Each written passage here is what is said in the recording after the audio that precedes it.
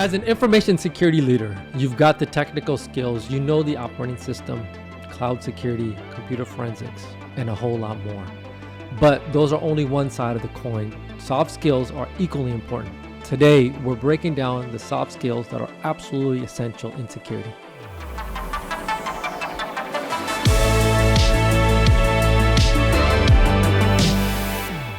As a security leader, we always talk about hard skills and how the technical skills are important. Understanding OWASP, cloud security, identity, forensic incident response, and many more. But those are one side of the coin. Soft skills are equally important. So what are your thoughts, or what are some soft skills that you truly believe that are important, that is a must-have for any CISO? Sure. And I think it really applies to, really a lot of different professions, but in security specifically, security by itself almost incites a little bit of fear in people, right? It's this idea of this badge or this culture of no, right? The badge heavy CISOs or the badge heavy security departments that are always getting in the way of business objectives. So, really, how do you change that dynamic? And a lot of it comes down to communication, right? Communication itself, when I think about the separation, right? What leads to some position of success is you've got the technical skills, the experience, and the knowledge through all the training and everything that we do. We read frameworks, we understand controls, we understand, the general principle of what we as security leaders are trying to stop is we don't want breaches to happen. Sure. If a breach does happen, we want to limit that impact as much as possible. And then depending on the business that you're in, maybe there's some compliance function that we need to meet. But how are you translating that into communication? Sure. If you can't communicate that and we get just very distinct and specific that you must do X, Y, Z, you must do A, B, C, whatever the case may be. This is the heavy technical conversation that we're having that we have all the time with our own people. But that doesn't always translate, especially when you talk to different leaders, to different organizations, different types of people and what they're doing on a day-to-day basis. Sure. So marrying that technical, acumen and experience and the knowledge base that you have with being able to communicate it Sure. with context and clarity at the end of the day is extremely important, right? Yeah. That's a good point. And also, we think about how do you get people to go on that security journey for you? I believe this to my core. At the end of the day, most security teams don't ultimately own an architecture, right? You don't own infrastructure. Most organizations, you may not even own the identity. However, you want to have some level of influence on it. So to be able to convey a security message, not only just do I understand the security portion of it, but to again get you, team A or team B, to really believe in it, to really go on that journey with you. And without having the soft skills, right, I think it's virtually impossible. And I've seen in my experience that the folks that do struggle to make an impact from a security perspective, it's not majority of the time because of the technical aspects. It's the soft skills, right? Can you read the room? Can you build relationships or rapport with team A or engineer B? And 9 times out of 10, you find out that they're struggling with that. And it doesn't, and I think the fact that we don't highlight it enough makes it seem like it's not an important skill. Right. So I make it a priority when I look to hire to try to understand a person's temperament, to try to understand the person's ability to communicate. You don't see that necessarily on a job description or anything like that. And it's also hard to pull out too in an interview type process. Sure. Emotional intelligence, being able to build relationships, correct. Being able to have that rapport, because at the end of the day, we all have jobs that we have to do. Sure. Right. The operator that's at the front line, all the way to, other leaders of the organization, whether it's finance or marketing or IT, some operational function, there's always this job that needs to get done. And when you end up in these scenarios of you have a job to do as a security practitioner or a security leader, and security can't be owned in this little glass bulb, right? Here's security, and they're going to be able to operate all on their own. Correct. At the end of the day, if you don't have those relationships and partnerships, and let's be honest, people work with and for each other that they like. If they don't like you, then they're not going to pick up your phone. Correct. They're not going to answer your email. Next thing you know, you're in a position that you have to have escalations from your team to you as a CISO that you now have to escalate to their manager to bridge this gap to say, okay, folks, we're all in this pool together. But that's also the element of that emotional intelligence too. Absolutely. Because you have to meet people where they're at. Yeah. Everyone is under pressure. Yeah. Everyone mostly is understaffed to some extent, or even if they're staffed appropriately, they still have deadlines to meet. And if you don't meet them where they're at, and it's always just a take versus a give and take, and trying to meet somewhere in the middle, all the times that I think about, in my past of working with distinct leaders or different organizations and working for software companies and, they've got deadlines that they need to hit. And I would go to them, well, I need to pull artifacts. We've got this regulatory audit that's coming in. I need to get these artifacts in place. And if I don't, these are going to be massive issues and delay. Well, I know I'm under pressure. They're under pressure. You get into a scenario now where you get into an escalation and finally somebody gets on the phone and you have the conversation, and all of that for large measure could have been completely eliminated just by having a good conversation with the person to say, look, I understand, where you're at. Here's where I'm at. How do we get to a position that we work together on this? Right. Because if we don't, we both fail, or together we can succeed. And how do we, break? Let's not even talk about work for a minute. What drives you? Yeah, sure. Who's your family? How's your family? These types of things. I mean, as those few minutes can make up so much ground, huge impact, and just being able to move the needle and where you want to go. But just to kind of dive into a little bit more on that, because that what you just said, I think, is the key. That it starts there, right? So imagine a scenario where the culture within the organization is such to where make sure you have these relationships, right? You onboard, part of the onboarding is, do you have intimate relationships with teams A, B, and C? Because when the compliance stuff does fall into your lap, or you have an architecture or some incident, yes, everyone's going to agree that this is a priority, but do you have the pull or the buy-in from these folks to then be able to say, okay, hey guys, A, B, and C needs to be accomplished. Let's go at it. And for the most part, I don't think it's emphasized enough, right? And I've talked about making part of your onboarding, your security onboarding, just to highlight how important that is, right? Because at the end of the day, you can be as smart as you want. You can know all the security if you want, but if everyone you go to work with has no intent or no appetite to say, hey, you know what? I understand what you need, but I'm too busy. What are you going to ultimately get done? Right. And it could also be the position on, when you look at your teams, right? You've got people that are potentially client facing or facing across different leaders, having to work across the various domains. But at the end of what they need to do, they also have the team of operators. Correct. So where do we start to put that emphasis or that focus on some of that training and building those relationships? And the other position on, when you think about IT, right? Or when you think about marketing or the different HR groups, what's interesting that I've found is that most people are able to separate some of the, hierarchy of these different groups and the people that they play. Okay. The roles that they play in an organization. Right. But when people hear security, we're all this, we're just like this giant blob of a human in a group that it's like everybody's afraid. To some extent, it does depend on the culture of the organization on how are those soft skills, how are we going to break down those walls, and how do you really prep those people that will have that frontline communication to the operators and scale that in a way that makes sense? I mean, how are you seeing it in your work?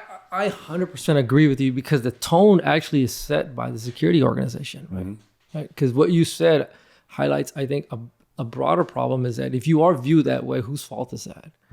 It's easy to point the finger, but unless you build a culture, or you have a culture and the right team members to execute on that culture from that standpoint, then you don't become that just, hey, this is a blob of folks who are going to show up because something's wrong, or this is a collection of folks who are going to show up to highlight what mistakes I made or what I'm not doing because there's a security impact. And God forbid they only show up during an incident. What's their appetite going to be? So I think it is encompassing on the security organizations to foster that type of culture. But more importantly, you need the right people for that. Right. I don't care how smart you are. Yeah, right. I don't care how many certificates you have. I don't care how long you've been in the industry. But if you are able to break that barrier down or build that bridge, good luck. You're not going to be successful. And maybe at a certain point, and let's quantify that. Maybe to a certain point, but there is definitely an upper ceiling or an upper limit to where your career will go. Because once you pass this point and you exceed on further, it becomes less and less about the technical skills. And I would argue, to some extent, they can be detrimental for you. Because if you walk into a board meeting or if you walk into a meeting with a bunch of senior leaders and you're talking technical jargon, good luck. Gone. Good luck. It's gone. Game over. And that's important. That, when you look at all those things, and I'm glad that you said that, the certification arm, very heavy technical, but even and most people will collect them, right? Sure. You go on and you look at these resumes and you're identifying, and the alphabet soup continues after their name and their experience and all these things that they've potentially achieved. But at the position of talking to senior leaders, if you are in the deep weeds, because this is what you're doing all the time, and you're not identifying the position that you need to solve for. There was a CISO that I was talking to that had a very good position with its team. It's like, if you are telling me a problem or issues and you don't have a solution, you're just complaining. Right? And he's right. He's right. Yeah, so where do you start to separate the signal from the noise in a lot of that stuff? And I really do think it comes down to, there's no way to certify against, does somebody have a personality? Yeah, right. Does somebody have the ability to have this conversation? Does somebody understand when they're talking to another senior leader that detail is great for your team and the people that you're in the trenches with every day, but you need to have a distinct outcome that you're trying to get to. 100%. And how do you work to that outcome in a way that's not going to just bury somebody with all of this information? And so that's key to training for it. I honestly think, and unfortunately, and I'd love to be proven wrong, but you either have that or you don't. In your opinion, have you seen somebody get trained toward changing that dynamic? So I do think you can maybe learn it, but I do think it is a uphill climb, right? So I do, but I think what can help, or what would make it easier if that culture is fostered within the organization, i.e. meaning if on your performance review, there is a line item that says, how well do you interact with folks? How close of relationships do you have with team members? That's a way that I think you could potentially emphasize it within your organization, to say, this is important to me, because the downstream effect of it is all the stuff that we talked about. Can folks learn it? I would imagine, and I've seen it to some extent, that folks can be more conscious about it. But I will agree that it is natural to some and unnatural to others. Sure. And that's where I think making it even part of your hiring process, the type of folks that you bring in from into the organization, plays a huge role. Right. So that's a great question. But I think that, if it's top down, and if the leadership has bought in, and if the leadership believes it's a priority, then absolutely you can get folks on board. Enjoying this episode today? If so, you'll love the team that brings it all together. Sweetfish is a video podcast agency behind the scenes, partnering with B2B brands to produce shows just like this one. Interested in becoming a co-host of the show next season? Or maybe your team is ready to launch their own podcast. Head to sweetfishmedia.com and schedule a call with someone from their team today. If we would have to give some advice in terms of what would be your priority of top soft skills, right? So if I were to say, hey, let's create a perfect CISO who has the best soft skills, what does the avatar have? A, B, C, or what would be in your opinion, what would be the top 5? Or maybe 3? Sure. Communication is key. Yeah.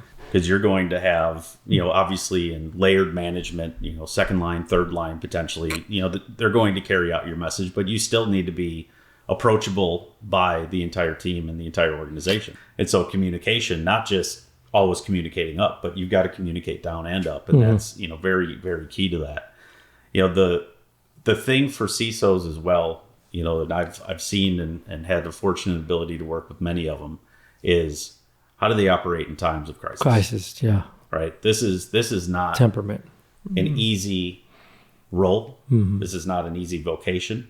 It almost becomes a calling for people because, we'll talk about things like skills gaps and, how do we find good CISOs, and CISOs operate in capacities of being in organizations for 2 to 3 years, but their mark is left, on the organization. So when you get into, really when it comes down to the incidents, right? Yeah. So we've got an incident, we've got a breach, we've got an assumed breach. And how are we going to operate? Are we going to be stressed out, crazy, just completely demanding? Or are we controlling the room the right way and understanding that we're going to have to take through the steps and the sequences that we have to go through? Okay. And through that, also partnering across the board. Yeah. And let's not also forget, I think, from a soft skill position, you got to be adaptable, right? The organizations change. I always think about the element of, we have a top line that we're trying to get to as an organization. We've got specific business objectives. You also have a bottom line that's being managed, and that's outside of us. Correct. There's going to be acquisitions. There's going to be mergers. There's going to be, potential reduction in force that opens up doors to, people doing things faster, potentially without a lot of control over it. Yeah. So these are the types of things that I really think when it really comes down to it, it's if you can communicate well, if you can operate in times of high stress with a level of integrity and honesty, as well as be able to, gain trust from your peers and what have you, you've got a real strong position to be able to capitalize your time at that organization. So I 100% agree with you. Trust. I like the one that you said in terms of trust. But why specifically trust? Right? If you're not trusted by your senior leadership, peers, you're taking, especially in an incident, think about this. So you've got a breach that's taking place. You're a public organization. SEC guidelines are out there now that would suggest that we need to report, within 72 hours of, essentially identifying the materiality of this breach. Correct. And you've got that as a demand on you, first and foremost. You need to have support from legal. You need to have support from your CFO. You need to have support from your CEO. You need to have support from their conveyance to the board. And if that trust is not present, then you don't have support. And now you've got additional leaders that will want to take control over the incident.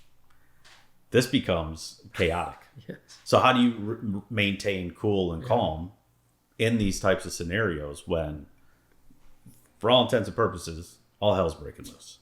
Sure. So how do you contain some of what's breaking loose to a position of making sure that it's being handled the right way? And that's trust, right? Everybody's got a different opinion on how this is going to happen to them. It's not a matter of if, it's a matter of when. We hear that. We hope that it doesn't happen. But, in dealing with any type of breach, it's not a comfortable scenario. It's certainly not something that people are, you get out of college and you're like, I can't wait to take on and lead a breach. There's and the postmortems and everything else. But during that very distinct crisis time, without that trust, especially at that level, and that's talking about it, very much at a time of need. But then also, how does that translate across everything else that you want to do? CISO comes on board. You've got your 90-day plan. You've got your 180-day plan. Right. You've got to get some things in place. And how many obstacles are already going to present themselves just by the business and human change management alone? Right.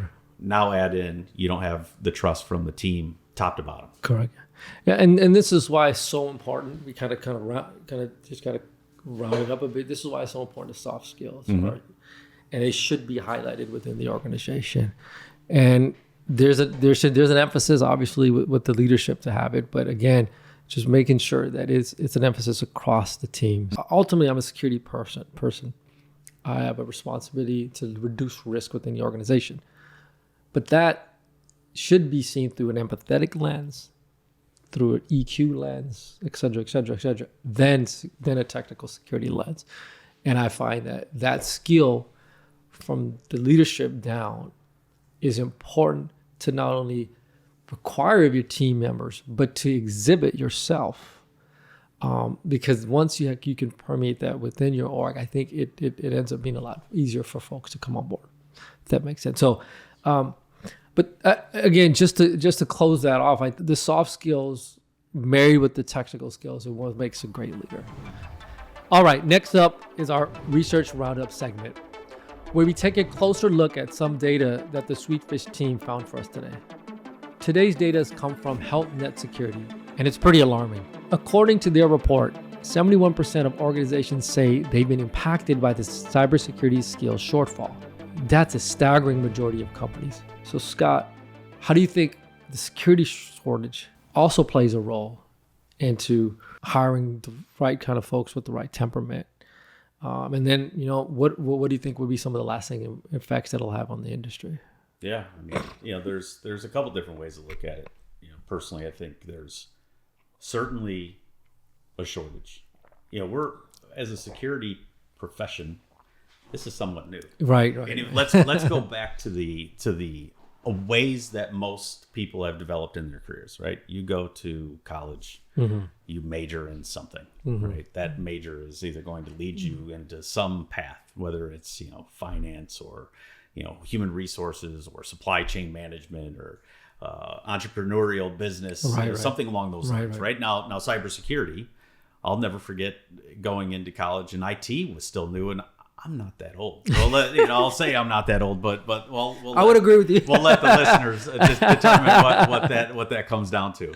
But it just, this was all developed. Right. So we've got, is traditional academia the answer to gaining this? We talked about certifications earlier as well, right? So we can study in a book and we can try to apply this into a position of taking an exam and passing that exam. And what that tells me is, okay, someone has got a position of being engaged in their career, being engaged in learning, but that doesn't necessarily translate to applicability, right? So unpack that for me. Yeah, just from a position of, okay, you've got your certifications, you passed all these domains, you've got your CISSP, you got your CISM. I think there's very technical certifications that might prepare you a little bit more, like the certified ethical hackers, your pen testers. Okay. But now you're in an organization. We talked about all these different things, the soft skills, the relationships that need to be built. You are sitting down in the first year of your career at this new organization, and you're put in front of vendor product du jour. This is the security ecosystem that we have. There's only so many people that we have that are running this. I've talked to plenty of people in the security world that them by themselves are managing 9 different applications that span from endpoint detection to vulnerability management to code review and testing to data security and everything else in between. And now you've got to manage 9 different things. Sure. Across the board. So it really comes down to a position of how do we make sure that translatability from education in is going to be able to support the staff size of the business that's going to be allowed. And so there is, I would say, definitely a shortage of skills that has to go back to some level of academia, some level of training, but it also needs to be very applicable to the business. And in a world where we have so many different choices of stacks of tech. Right? How do you translate that so easily? There's what I see work most is on the job training, but that on so like an internship is very very specific to your organization, and how do you translate that to the next? And that's on the hiring managers and leaders to really determine where do we find these people. The other thing that I wanted to kind of get your thoughts on, and again, I have to bring it up, but I think there's some utility in that sense to where what we're seeing with AI and some of the, I think there's some use cases where it can't augment some areas that would, I wouldn't say take anyone's roles over, because I don't think we're at that stage of AI, or maybe we never will be, who knows. But I think there are areas where AI can augment the staff to make them more efficient, i.e. more, lean, faster, or more agile. I mean, do you have some thoughts, or have you come across some cool use cases or some cool areas that you've seen AI being used or have been used to assist in some of this gap? That has been the biggest advantage. So talking about the skills gap, day one employees, especially for fresh out of school, less than 5 years, junior associates, to your position, mentoring, getting them to a position of on-the-job training that's going to enable them to be very effective at their job. Not an easy chore. Not a lot of time available to do that with everything that we're trying to achieve. Where we're seeing some of the advantages would be in security operation centers. In your SOC teams, like the SOC teams, right? So here it comes down a line of, these are the attacks or the threats that we're identifying. These are the threats that we're seeing in some active threat investigation. Now, based on these alerts, what would be my next step? Correct. Net new employee, or even seasoned employees, because threats change all the time. What should I do next? A lot of the AI feeds that I've seen are really helping. Okay, let's step through this. This is what we're seeing. Take step 1, 2, 3, 4, 5. Right? It's traditionally people are going through this iteratively. Right. And the threat feeds now come into a position of, how do I take this knowledge and now give me a recipe to follow? So now I don't have to go ask my peer, bother them, do context switching and everything else. Also being able to get value out of a platform without having to be an expert at it. Get that latest data feed, understand these events that are coming in, be able to decipher and work amongst the data itself that any platform is giving you. It's all about ease of use. Yeah. So if more platforms start to integrate this AI functionality, essentially it's just more of a opportunity to make the product more consumable and also get that into hands that potentially, based on the type of platform, how do you get your data owners involved? You said it yourself, right? Security doesn't own all of security. Correct. We report risk. Correct. Now the view on the outside coming in is we own everything, right? So we can combat in a variety of different ways. But I really think, to getting that position itself is important. Yeah. I think as technology evolves, we're in a scenario now that we can help shrink that skills gap. Think going back to your initial question, right? How is this skills shortage impacting organizations? Large organizations with bigger budgets can attract bigger talent. Easier. Yeah. Smaller organizations, the small, medium-sized businesses, and it depends on where they're at in their maturity and security journey, are going to be impacted the most, right? Do they source this only internally and in-house? Or go ahead and get it. Or do you have to go out and outsource this? Yeah. And then there's gaps that'll exist there. But, you look at the big names that people want to work for, the recognizable names, the household names that become no different than universities, right? So you go to, Florida State, or you go to Notre Dame, or you go to Harvard, MIT, whatever the case may be.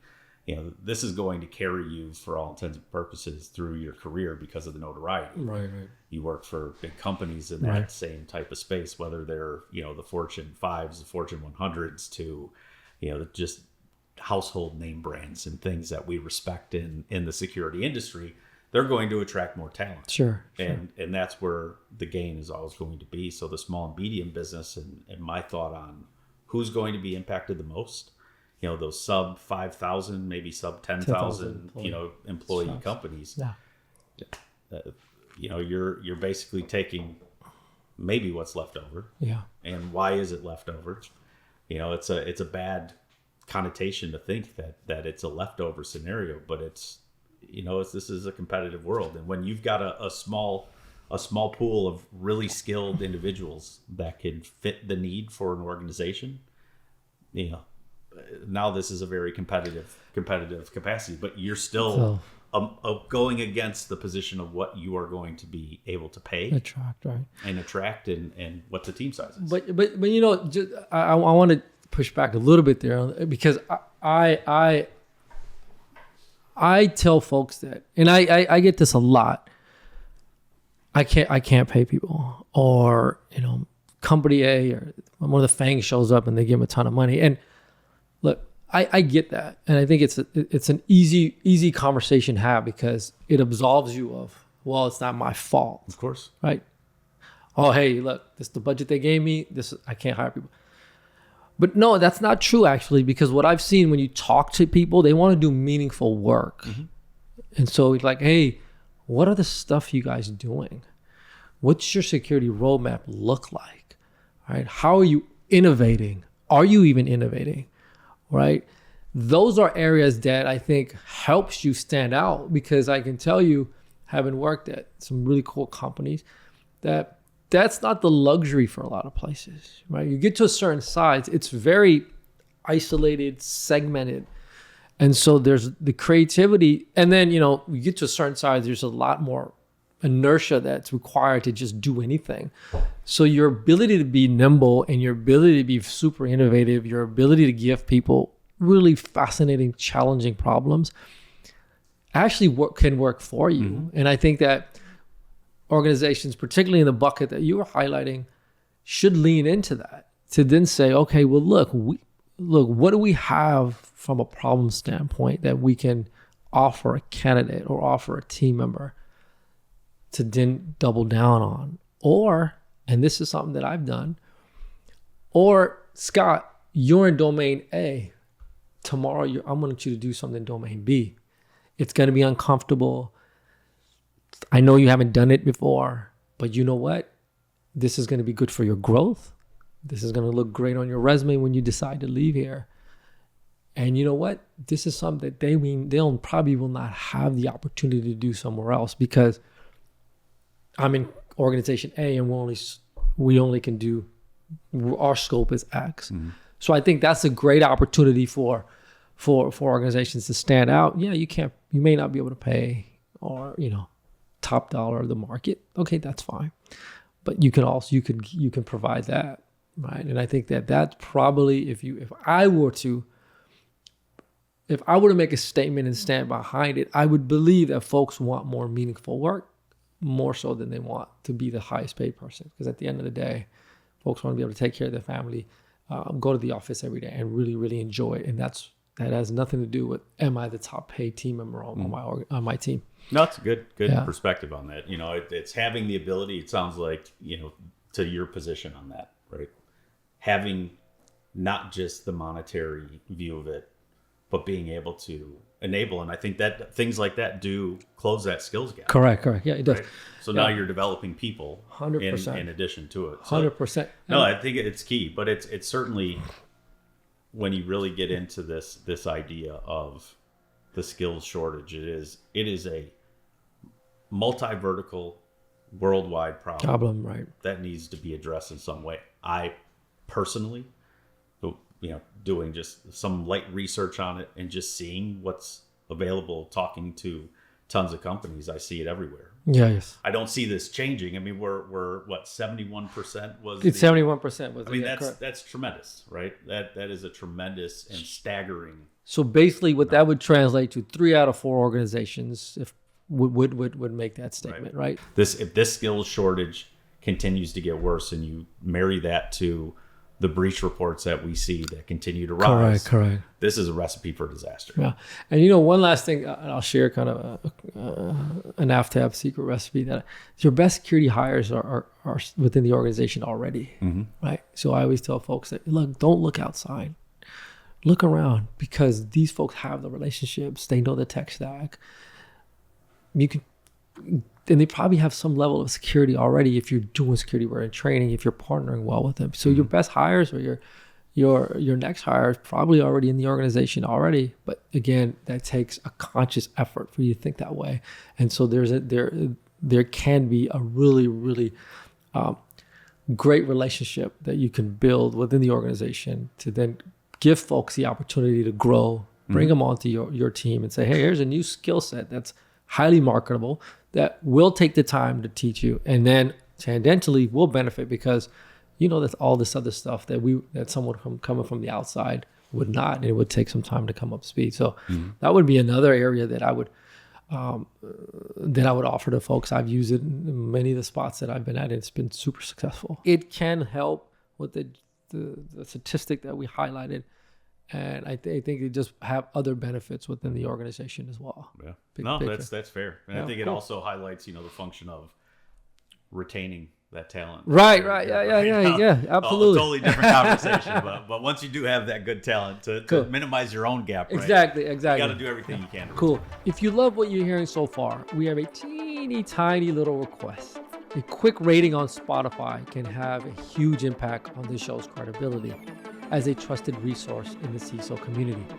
Spotify is the world's largest podcast platform today, so we could use all of the love we can get over there. All right, in our final segment of the show, we're playing a classic game with a cybersecurity twist. 2 truths and a lie. Here's how it goes. I'll tell Scott 3 statements related to information security. 2 of them are true, and 1 is a lie. Scott's job is to spot the lie. Then Scott will do the same for me. Let's see how this ends. All right, Scott, you ready? All right, let's go. So, the first computer virus was created in 1983 and was called Elk Cloner. The term phishing was coined because early scammers used PH instead of F to avoid detection. And then the third statement is, in 2016, hackers used internet-connected toasters to launch a DDoS attack that disrupted major websites. Which one is a lie? All right. Well, fortunately, I knew that number 1 and number 3 are true. So number 2, just because of a reframe of the word phishing, I'm just going to go ahead and call that one out as a lie. You are correct. Right. I was about to be shamed out of here if that was not the case. Okay. So all right, your turn. Okay. So here are my 3 statements. All right. All let's right. see. So now we're gonna flip the script here. All right. Your turn. Okay. The Stuxnet worm was designed to target nuclear facilities by altering industrial control systems. Okay. All right. 0-day vulnerabilities are named after the Stanford research titled 0 Day about hacking. Okay. And the third one, GDPR fines. Oh, we're really just going off into a different direction. GDPR fines can be up to 4% of a company's annual global turnover. So which one is a lie, my friend? All right. So number 2. Number 2, you are correct. Yeah, 0-day vulnerabilities have nothing to do with any title of a book. Obviously, 0 day because there is no ability to essentially apply that patch and fix once it's been found. So, Right. So obviously this is the world we live in. You were about to be shamed out of here if that was not caught. No. Once they said the Stanford research, I was like, no, Yeah, that's not how that's this not works. that's not the 0 days that I know. Maybe a different 0 day. Before we go, let me give you a sneak peek into what's coming up in our next episode. How do you break down complex security issues in a way that resonates with the board? We'll be exploring that and much more. So please be sure to join us for the next one. Remember, security fuels innovation, complexity is the enemy, and collaboration is the way. Until next time.